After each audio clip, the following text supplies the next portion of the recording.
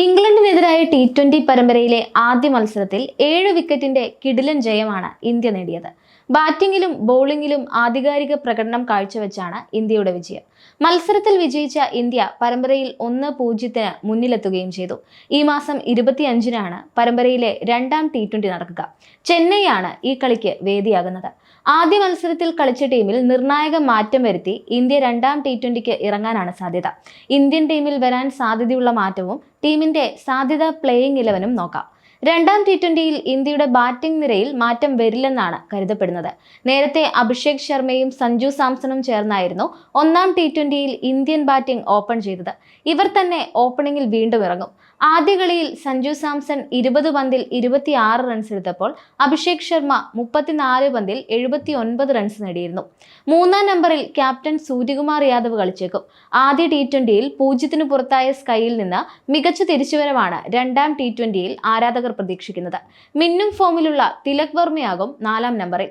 ആദ്യ കളിയിൽ 19 റൺസ് എടുത്ത് താരം പുറത്താകാതെ നിന്നിരുന്നു. സ്റ്റാർ ഓൾറൗണ്ടർ ഹർദിക് പാണ്ഡ്യയും രണ്ടാം T20യിൽ ടീമിലുണ്ടാകും. ആദ്യ കളിയിൽ അർഷ്ദീപ് സിംഗിനൊപ്പം ഇന്ത്യൻ ബൗളിംഗ് ഓപ്പൺ ചെയ്ത അദ്ദേഹം 2 വിക്കറ്റുകളും വീഴ്ത്തിയിരുന്നു. റിങ്കു സിംഗും നിതീഷ് കുമാർ റെഡ്ഡിയുമാകും മധ്യനിരയിലെ മറ്റ് പ്രധാനികൾ. നേരത്തെ ആദ്യ T20യിൽ ടീമിലുണ്ടായിരുന്നുവെങ്കിലും ഇരുവർക്കും ബാറ്റിംഗിന് ഇറങ്ങേണ്ടി വന്നിരുന്നില്ല.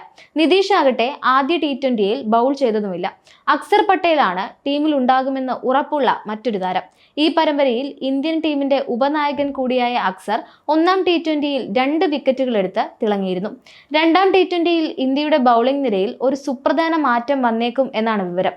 സീനിയർ പേസർ മുഹമ്മദ് ഷമി ഈ കളിയിൽ ടീമിൽ ഇടം പിടിക്കുമെന്നാണ് സൂചന. നേരത്തെ ആദ്യ T20യിൽ അദ്ദേഹം കളിക്കുമെന്ന് കരുതപ്പെട്ടിരുന്നുവെങ്കിലും അതുണ്ടായില്ല. എന്നാൽ ഷമി നിലവിൽ പഴയ മികവിൽ പന്തെറിയുന്നുണ്ടെന്ന് ഇന്ത്യൻ പേസർ അർഷ്ദീപ് സിംഗ് വെളിപ്പെടുത്തിയിരുന്നു. ഇതോടെ അദ്ദേഹം അടുത്ത കളിയിൽ ടീമിലേക്ക് തിരിച്ചെത്തുമെന്ന അഭ്യൂഹവും ശക്തമായിട്ടുണ്ട്. 2023 ഏകദിന ലോകകപ്പിന്റെ ഫൈനലിന് ശേഷം ഷമി ഇന്ത്യൻ ജേഴ്സിയിൽ കളിക്കാൻ പോകുന്ന ആദ്യ മത്സരം കൂടിയായിരിക്കും ഇത്. ഷമി ടീമിലേക്ക് തിരിച്ചു വരുമ്പോൾ ആർക്കാകും ടീമിൽ നിന്ന് പുറത്തേക്ക് പോകേണ്ടി വരിക എന്നതും ചോദ്യമാണ്. രവി ബിഷ്ണോയി പുറത്താവാനാണ് സാധ്യതകളുള്ളത്. മറ്റൊരു പേസറായി അർഷ്ദീപ് സിംഗ് ടീമിലെ സ്ഥാനം നിലനിർത്തിയേക്കും. വരുൺ ചക്രവർത്തി ആയിരിക്കും 11ലെ സ്പെഷ്യലിസ്റ്റ് സ്പിന്നർ എന്നാണ് സൂചന. സഞ്ജു സാംസൺ, അഭിഷേക് ശർമ്മ, സൂര്യകുമാർ യാദവ്, തിലക് വർമ്മ, ഹർദിക് പാണ്ഡ്യ, റിങ്കു സിംഗ്, നിതീഷ് കുമാർ റെഡ്ഡി, അക്സർ പട്ടേൽ, മുഹമ്മദ് ഷമി, അർഷ്ദീപ് സിംഗ്, വരുൺ ചക്രവർത്തി എന്നിങ്ങനെയായിരിക്കും ഇന്ത്യയുടെ സാധ്യത പ്ലേയിങ് 11 എന്നാണ് സൂചന.